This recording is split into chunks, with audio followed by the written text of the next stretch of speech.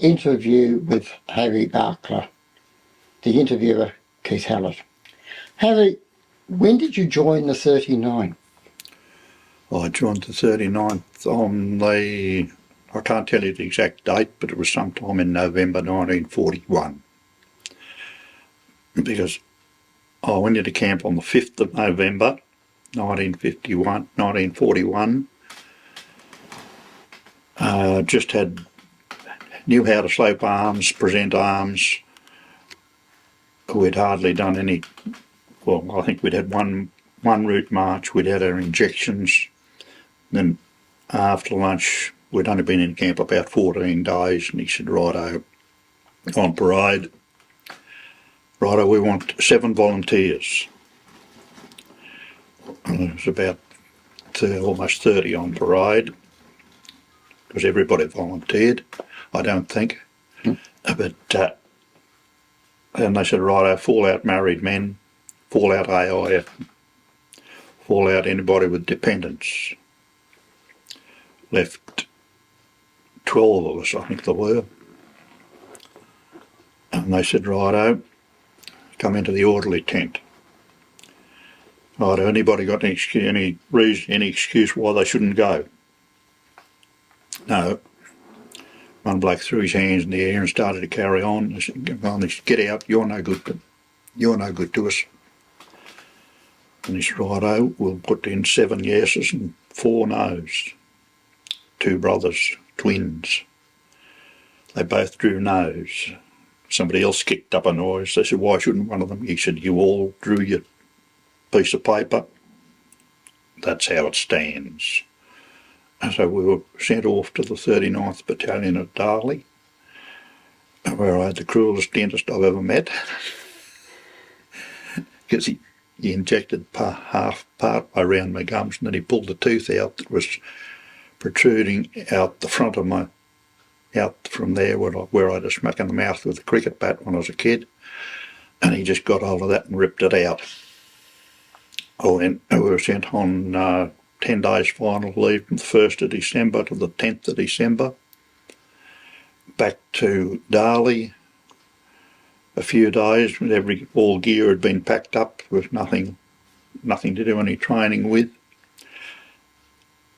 And then on to the Boxing Day, left Darley with the rest of the battalion to go to Sydney aboard the Aquitania. How old were you? I was the ripe old age of 20. Was this your first Christmas away from home? Yes, it was. I don't think I'd ever spent a Christmas away from home prior to that. How was Christmas celebrated? Well, the officers waited on us for Christmas dinner, which was a really good meal. But then Christmas tea was reasonably good, but then the rest of it was just normal army tucker. But as I said, we were ready to pack. We were already packed up. We were on the train, I think about 6 o'clock on Boxing morning. And was this your first long trip away from home? First trip away from home other than with the family. We'd been on family holidays, but I'd never been away on my own. Don't think I'd ever been anywhere on my own. And what was Sydney like? Sydney, what's the stations like? And the wharf. That's about all we saw of Sydney. But,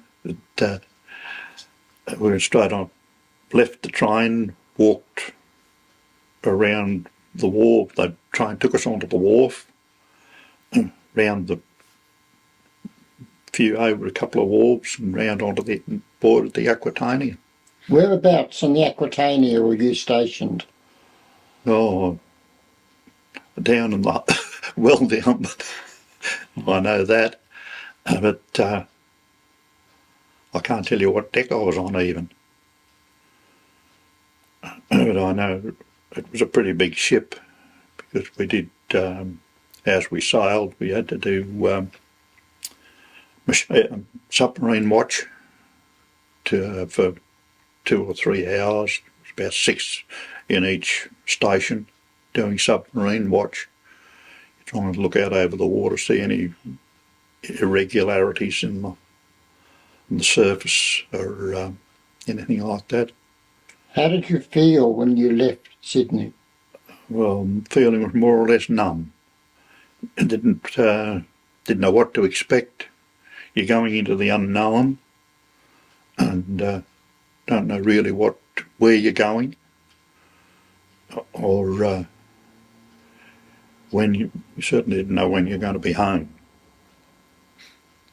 It took us 7 days to get from Sydney to Port Moresby on the most heavily armed convoy. The English sailors said that was the most heavily armed convoy they'd seen, and they'd been in convoys all over the world. There was the Aquitania, 2 tramp ships, or one a tramp and the other one was a cargo vessel. And we had at least 6 escort all the time. So that's why they said we were the most heavily armed convoy, because at night they closed in so that they reckon a submarine wouldn't be able to hit the Aquitania with a torpedo without hitting something else.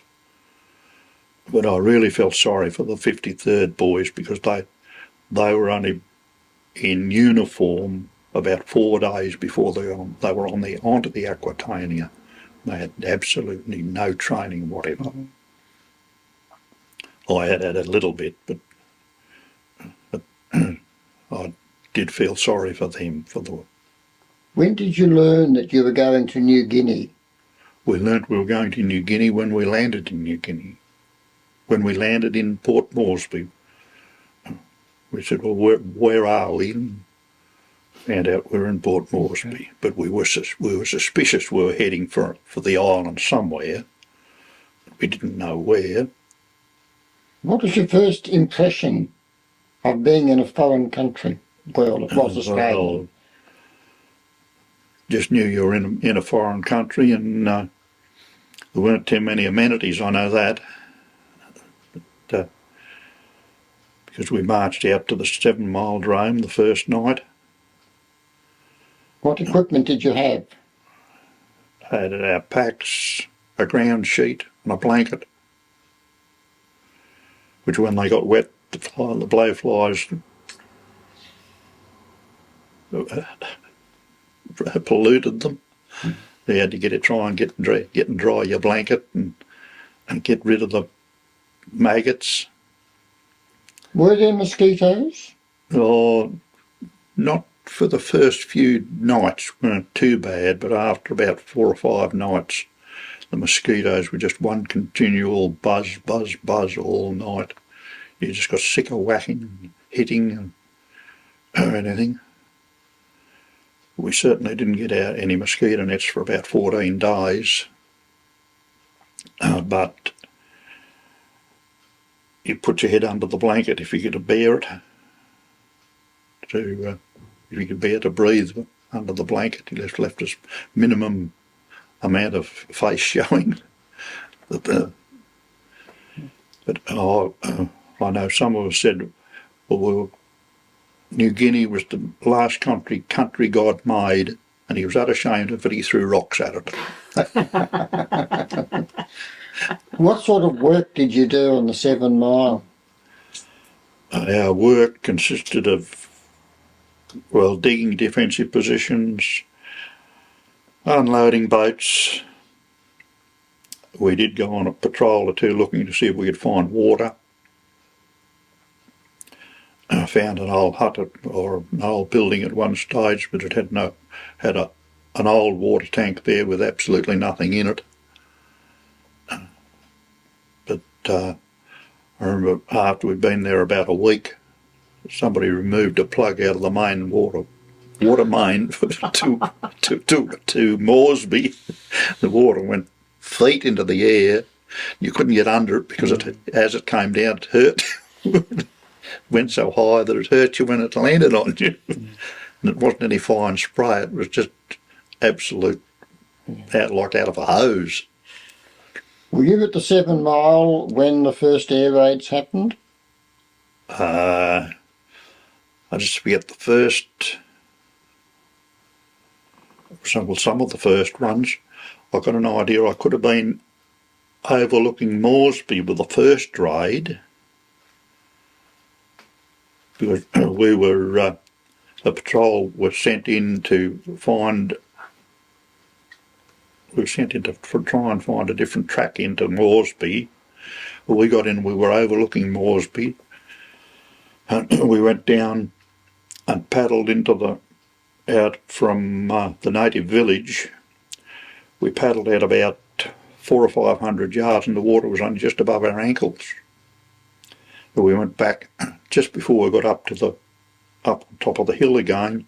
The shots went off and we just sat quietly and watched the exhibition of the Zeros sink the 3 Catalina aircraft that were on the opposite side of Moresby Harbour. And you were involved in the McDewey tragedy, I believe. Well, we were spare loading party that day. After we'd been there some time, Phil Gartner, who I was batman to, said, come on, he said, we'll go down and see if I can get a job. So we went out onto the wharf. I'm standing there watching everything going on around me. Next thing the shots go. Derricks go, pull hauled in, trucks clear out. Gangways start to be dragged in, the lines are let go from the McDewey. I look around and I'm the only pebble on the beach, halfway off the wharf. Mm-hmm. I said, well, it's time this chicken wasn't here.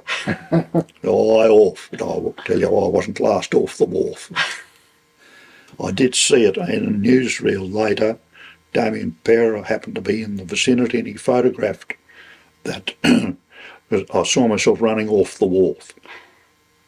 And the boys reckoned I'd have won the stall gift. And somebody, Larry said the other day, you wouldn't have beat the Bungs. After a time on the 7 Mile after the air raids, we believe there was an incident with the Kitty Hawks. Yes, well, we were promised Kitty Hawks. We were promised Kitty Hawks till they became Tomorrow Hawks, because they never seemed to turn up. There was a warning went, 2 shots, in come aircraft over, skipping just over the hills, down low over the drome, and we'd had a Lewis gun set up as an anti-aircraft gun. Bill Guest and Larry Downs went up and manned that, and Jumbo Hutchins was there. I don't know what Jumbo was supposed to be for, but next thing he's yelling. I thought he'd been shot, but he was yelling because the hot shells were coming out of the Lewis gun and burning him. And one of these planes flew past and Larry said, there, J for Japan, give it to him.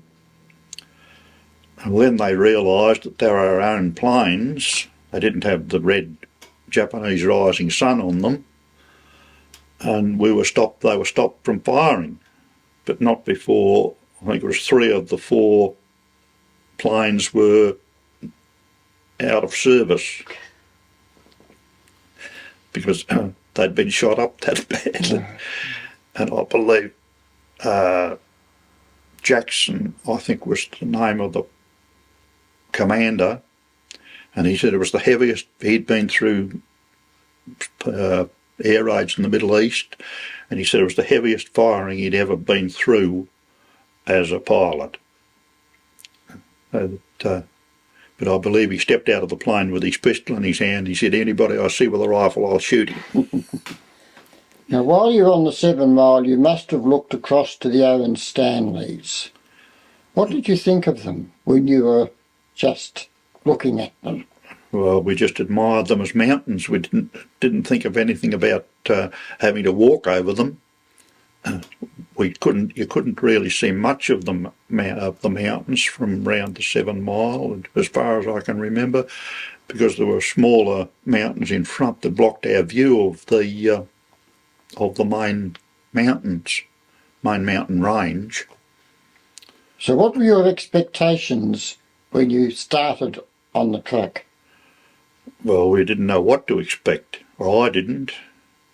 They said, "Come on, we're going to walk." Well, the first few mile wasn't too bad because that was reasonably easy going. But by the time you got to the end of the first night, you knew what a mountain was, or you thought you did. And after about the third day, you really realised what mountains were like, because you'd go up one step and back two. They had timber across to form steps, but they were that wide apart, I don't think any human could step far enough to get up onto the next step. So you had to try and skirt around and get up as best you could. Everybody had a walking stick to help propel themselves up the mountain. But then coming down the other side was just as bad, because by the time you got to the bottom of the mountain, your knees were just absolutely shaking. You couldn't stop it. So what they called laughing knees.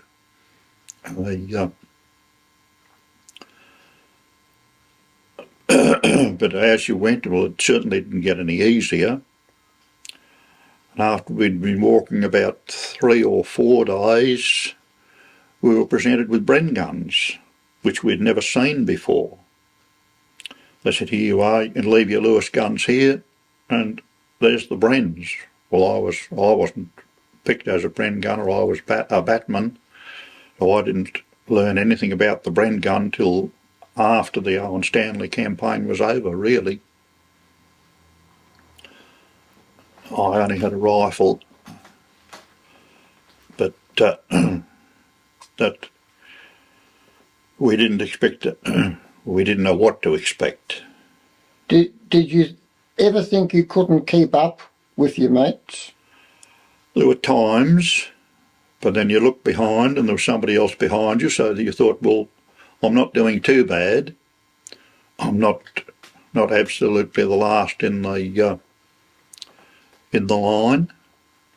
I'm managing reasonably well. But there were times when you felt you could almost lay down beside the track and just stop there. You became that exhausted from the walking. What about food and supplies on the track? Were you fed well enough? Well, fed within reason. We weren't oversupplied, and as you got further on, the harder it became, because everything had to be carried. The natives had to be fed for 6 or 7 days to get there. They had to be fed on the way back. So it was almost impossible to carry enough provisions for the carriers, let alone to supply troops with food, ammunition, or anything else. Now, you were a batman. What does a batman do on the track?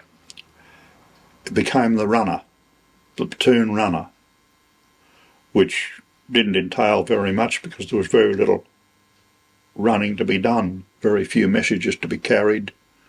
They were usually passed along from one to the other or given to officers as they at the various stops. And I think there was only once that I had to do a runner's job, and that was after we were on a forward patrol at Ishirava. A company went out on the, I'm not sure it was A company or 9 platoon with a few extras, and went out on this forward patrol, or standing patrol, waiting for the Japs. As soon as the Japs had appeared, I was sent back to headquarters with the message that we're in contact, and to expect anything at any time. I don't think you do much running on the track, would you? You didn't do much running, you walked, but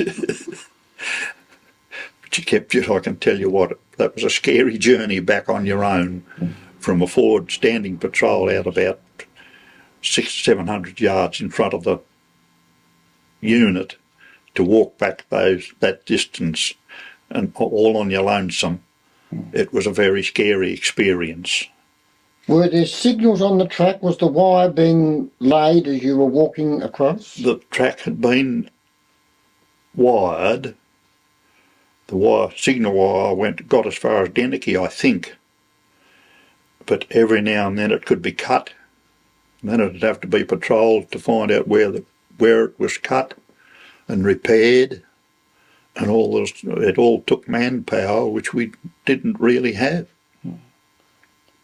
Did you feel cut off from the world on the track? Well, it did in a way. I had my 21st birthday at Isharava. And I can remember I wrote to my aunt. Well, I said, this is my 21st birthday, and it just seems the same as every other day.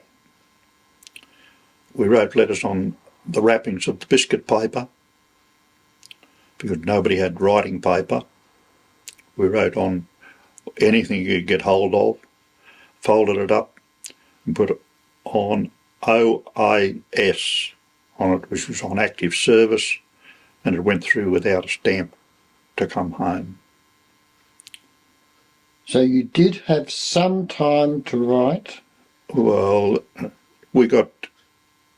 was in a better position probably than a lot of the others because I wasn't out on guard duty, being with platoon headquarters. The officers and the sergeant, or officer and sergeant, were continually seeing that men were in their right positions and this sort of thing, that I'd had very little to do but try and find something to eat or something like that. That was practically my only duties.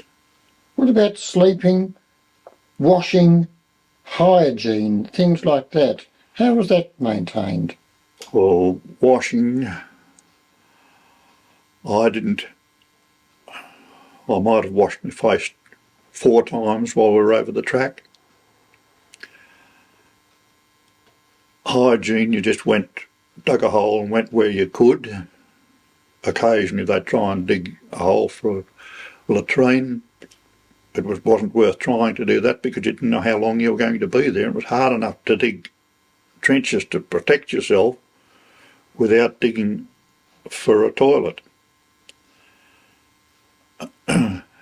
Water was never a great worry because when you were in the forest, you could usually find seepage out of the hillside, and you push a broad leaf or a wide reed in, let it go for a few minutes, and you get quite clear water coming out of that if you weren't near a stream. It was beautiful clear water. That water never seemed to really be a worry, but water wasn't for washing in, that's for sure, because we didn't have time to wash. When we got back to Koitaki, I couldn't get my socks off. I got my boots off. We had to get scissors or a knife and cut our socks off because we hadn't had, well, I don't know how long it was, I hadn't removed my boots. I think it could have been anything up to about 3 weeks since I'd removed my boots off my feet. When you got your boots off, your feet and boots and socks off, your feet were just like pulp. They were white and pulpy looking. But we got down to the river in Koitaki and had a good old wash and threw the socks and everything into the river. Glad to see the last of them. What about the jungle? Do you have any memories of the jungle to this day? Was it beautiful? At times, it was absolutely beautiful. Not many fireflies, but the butterflies and the foliage, the orchids and the flowers. Didn't see very much of them, but what I saw of it were really beautiful as far as nature was concerned. I didn't like the kunai grass, because once you got amongst that you couldn't see anything. That was one of the worst things of the jungle. Where the jungle was really thick, it was almost impossible to get through it. So you had to pick your track to see where you could get out and get away next. And the native villages, did you feel welcomed there? Well, really, the only native villages we were in, we were very welcomed. But after the second day after we left Kokoda, we came upon a native village. And as we approached, each man was given there was a native sitting on a big post in the corner of the garden. He had a knife and he was peeling sugar cane. And he gave every soldier that passed him a piece of sugar cane about 3 inches long. And that was the most beautiful piece of anything I'd ever had, because I hadn't had anything to eat for 3 days. Only had to have water to drink. We hadn't had anything to eat for at least 3 days, and that was absolutely beautiful. The natives got out of their huts and put us in so we couldn't be observed from aircraft. Mm-hmm. They had little fires going. They cooked pumpkin, yams, whatever they could afford, and everybody got a little piece about as big round as a 20-cent piece. That was our ration, because they gave us all they had. But to have about 40 or 50 men land into a native village, rations were very scarce. You made it through to Kokoda, and you wouldn't have stayed there very long, would you? We were in Kokoda, I think we held Kokoda for 30 hours, or something like that. But then we had to skirt around and come back. We got to the native village where we got the sugar cane, and then we were brought on a roundabout route back till we caught up onto the Kokoda trail or track, where we happened to come, as we got onto the track, we met a carrier train, and each man was told he could have a tin of something from that carrier train. I chose a tin of salmon. And then we headed on, that night we headed for the Ishirava, what they called the Ishirava Rest House. Now on the way you ran into a river, is that right? No, not there. We crossed the river just when we left Kokoda. Was the only river we crossed at that stage. It was the Yoda River, I think they called it. But I don't remember crossing any other rivers. But your equipment got inundated at one stage. Well, when we'd been in continual rain, a lot of it. When we got out of Kokoda, nearly everything went underwater as we went through the river. If you didn't go underwater, your gear did. That's how all the weapons were seized up with rust and this sort of because they'd all been dunked in the river at some stage or saturated with rain, that if they weren't kept in perfect working order, well, they just seized up and they had to be all pulled apart and so that we could get the use of them again. But that first night at the Ishirava Rest House, we were given dehydrated mutton. And if you know what the burrs or clover look like, that's what the dehydrated mutton looked like. But I really enjoyed that. But that was the only one and only meal of dehydrated mutton that I ever enjoyed. When you left Kokoda to go back to Ishirava, were you with a large group of people or a small group? When we left the hut to come back, I can't remember, but I think there was about 18 or something, 18 or 20, because then there was another party left behind with the wounded that they came out. They took them 7 days or 10 days to get back onto the track, whereas we got back in the 1 day. But there was a certain number left with the wounded to carry the wounded that were there, as Bill Guest was left in charge of the wounded, and he came out with those wounded. What about the health of, was malaria an issue? In the mountains there didn't seem to be quite the mosquitoes. They were more down on the coast. I don't remember mosquitoes worrying us very much in the mountains, because well, there was too much rain, and the breeding conditions, there wasn't the stagnant pools or anything in the mountains for them to breed in. I don't remember mosquitoes in the mountains. Well, one of your mates apparently felt as if he had malaria. Yeah, but he had malaria before we went over because it comes back on you. As I know, later years, I never developed malaria until after the war after peace was declared. But I suffered from malaria for quite a few years after I got home, until a doctor said, look, he's getting this too much, I'm going to get something and really knock it. I don't know what he got, but I didn't have malaria afterwards. How long were you in Ashurava before the Battle of Ashurava? I can't recall exact time, but we were there for a few days. I wouldn't even know by reading the book, I don't think, how long we were there, because different ones arrived at different times, but then we all took up the position.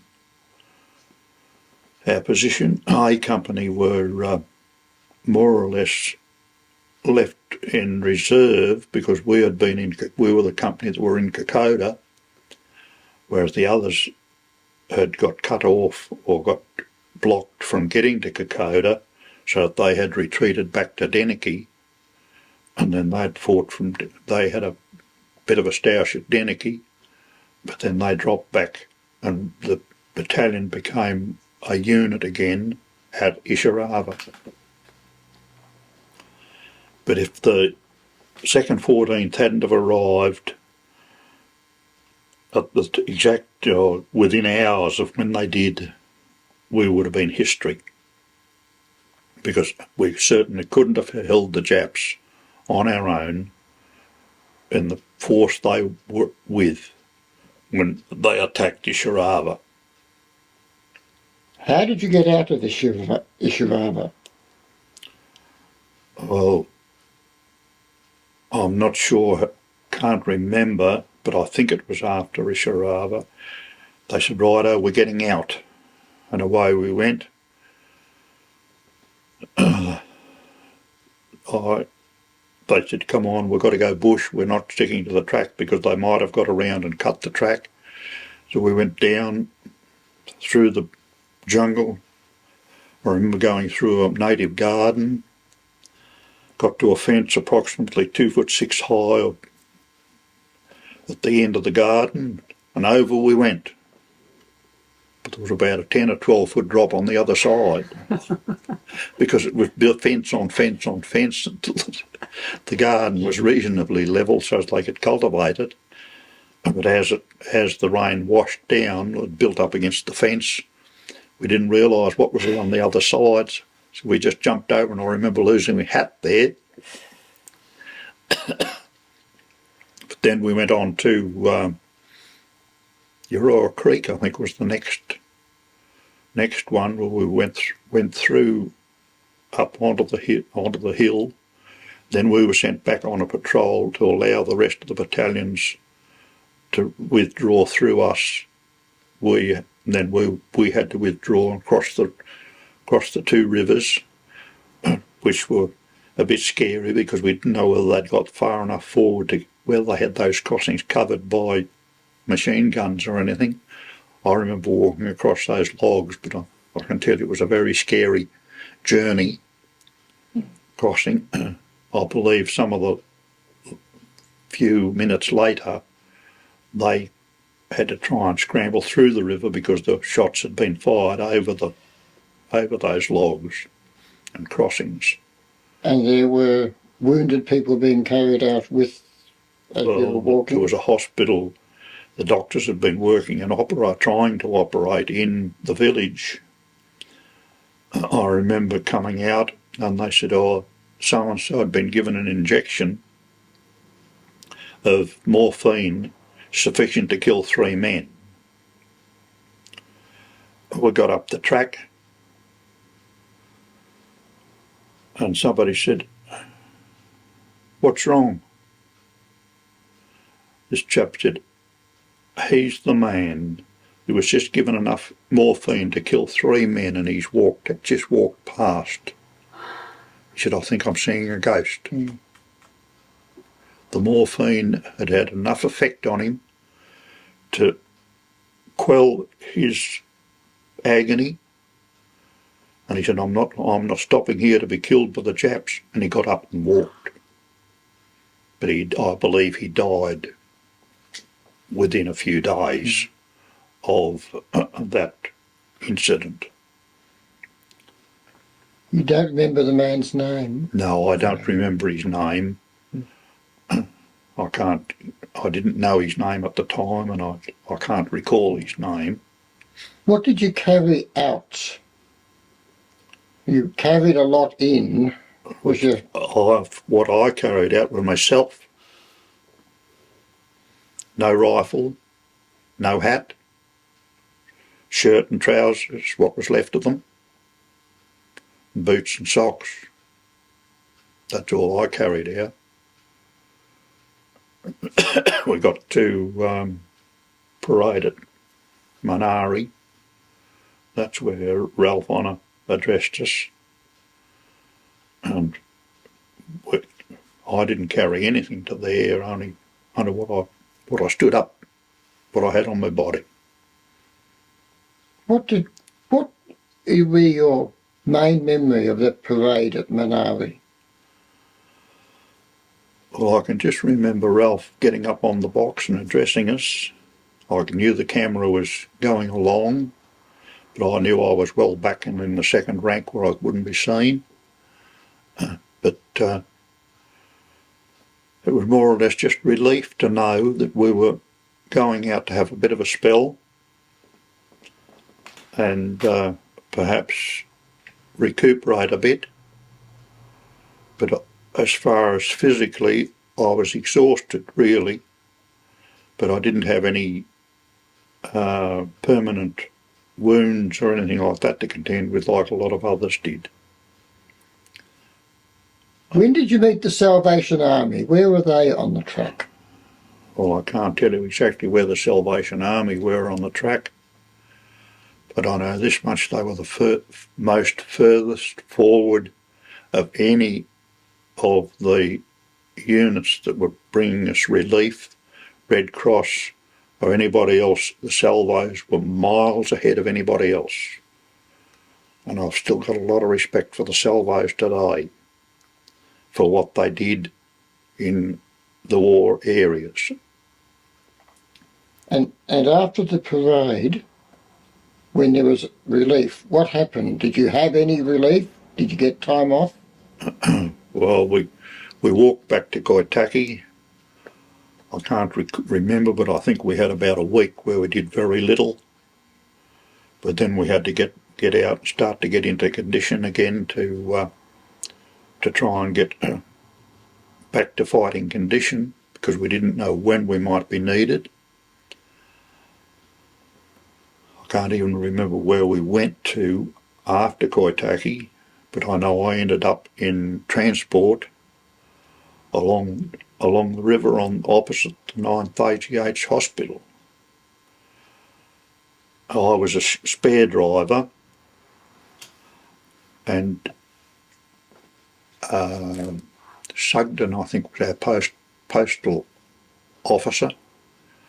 I went up to him one morning, see if he'd got any mail, and here the poor fellow is with mail bags full of parcels and letters. And I said, listen, can I help you?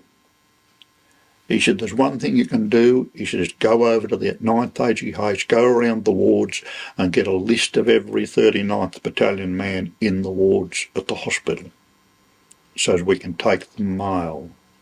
And we're not carting mail to people that have been evacuated home. So I did that for the next 2 or 3 days. I would sort out parcels. They'd give me a ute in the afternoon, and I'd deliver the parcels around the wards over at the 9th AGH. Check on any alterations of their role, any that had been evacuated, any new admissions, so that we knew we could take them mail the next day if there was anything for them. Because you had so many parcels to people that had been killed or evacuated, it was terrible hard to try and keep track of where anybody was to get mail to them or parcels to them. I remember, I think I got 4 cakes at once then. One of them had been at least a month or 6 weeks from when it was sent to when I got it, but it was mouldy when I did get it. But then we were warned that some of us would have to go over to Gona.